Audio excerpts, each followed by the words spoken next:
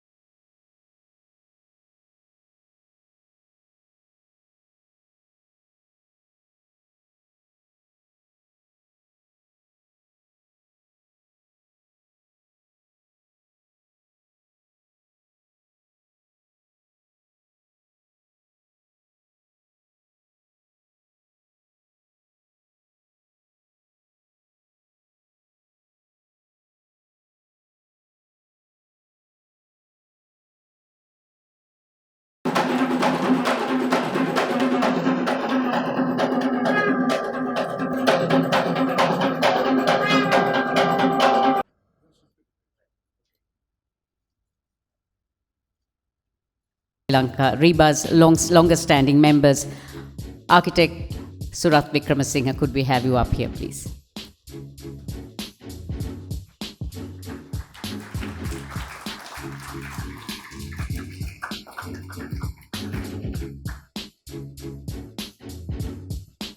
I asked Nela, what do I say about architecture? Because I am not architect, and the only architecture I know is that of the economy, of which I have been speaking at every place. Therefore, I don't intend to speak here. But your theme is architecture, a lasting impression. Well, the architects of the old did that. The big Dagabas that were built, like Ruangwali Saya, Abhayagiri, and the Jetavanarama, the Sigiriya, which is one of the best architectural examples that we can give in the world. Many more of those buildings, what you see in Polonnaruwa, and even in our period of decline, still under the last king, we expanded the Maligawa with its octagon and built the Kandy Lake. So we did have architectural abilities that went on. And then we started in the 20th century, our next round, starting, I don't know whether any of them are there, with the Trinity College Chapel. And then we had Reed, who did the Kalaniya Vihara and the Lake House building, the Peradeniya campus, the Independence Square, and the Art Gallery until, well, Jeffrey Bawa and the Parliament. Now, it's a question of how do we carry forward this heritage and bring it to a higher level and to international standard. It's so at a time when the construction industry is down. For a long time, the last 2 years has seen the impact of the crisis on the construction industry and thousands of people losing their jobs. The number of projects available also has reduced. We've had an economy before that which was basically a large extent concrete. But the concrete went in on roads and irrigation works. And those debts have to be repaid. Part of the reasons for the crisis. It doesn't mean that we have to stop construction. But it means that when we have to restructure the economy, the restructuring will also mean emphasis on other places. The construction, we'd like to see it start again, but it won't come to the level it was earlier. And we have also to promote our construction companies to look abroad for work. But there will be other areas which will come up because our policy thrust is to get the private sector in on the areas of construction of buildings, of houses that come along. These are some of the ideas, and as the economy picks up, certainly there will be more skyscrapers, more high-rise buildings, and more houses which people will build. But we have to plan out where we do it, and how we do it, and how we develop our own transport system. So this is where I feel the future is.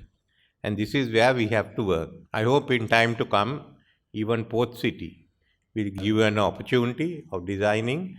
Part of the Port City land belongs to the government, and we will be also giving it out. I hope the private sector who takes part will also make use of your talents. I think that's a matter you all have to discuss with the chambers and others. So these are the opportunities that are coming in for Sri Lanka. We should make use of it to make a name for ourselves. Remember, there's going to be opportunity in India as it grows. If you have a name, why not go there? Already some are designing houses there. Into Africa. So ensure that we use this opportunity for architects to develop themselves. We can make Colombo a very beautiful city. Already Subarnajurong has given us that plan. So on that we go ahead. We've also got another Subarnajurong layout for Trincomalee. So that's another area. Then they'll also be working on a tourist zone from Verugalaru down to Batiklo and then again in the Arugambe areas. Jaffna has its potential. So as we push the tourist industry, as we go in for expansion, I hope we will also succeed in getting non-government university in Sri Lanka. The new act enabling provincial councils to establish universities is the start. And then it's a question of how much we need at least 10,000 engineers. We need more architects. We need IT specialists. Sri Lanka is committed for the climate change goals. And when I took over, the climate change goals were to be achieved in 2060. I made it to 2050. Now at this UN session, the Secretary General is asking to accelerate the agenda, looking at the fires that have taken place in Europe. So we are also looking whether we can do this prior to 2050. I think we can. Part of it depends on the resources. But from now onwards, this means that our architects will have to conform to climate change criteria. After all, I spoke at Jeffrey earlier, where Kandalama is one of the best examples. But small buildings, big buildings. So make use of it, because that means Sri Lankan architects will qualify in climate change architecture, mitigation architecture, long before others. By law, we will ask buildings in the future to comply with the climate mitigation standards. That's a new area that's coming in. And we will look at how we go ahead. On this, we can identify some of these aspects to be included in the International Climate Change University, which we hope to set up in the old Kotmale Skanska Cap and the ones surrounding it. So it will be as big as the Peradeniya campus. So these are the opportunities that exist for architecture. Then it's a question of how you make it a lasting impact. That's your job of doing it. If we could have done it 2,000 years ago, 1,000 years ago, why can't we do it now? That question I leave to you. So I think I have done my job of telling you what I think architecture will be in the future.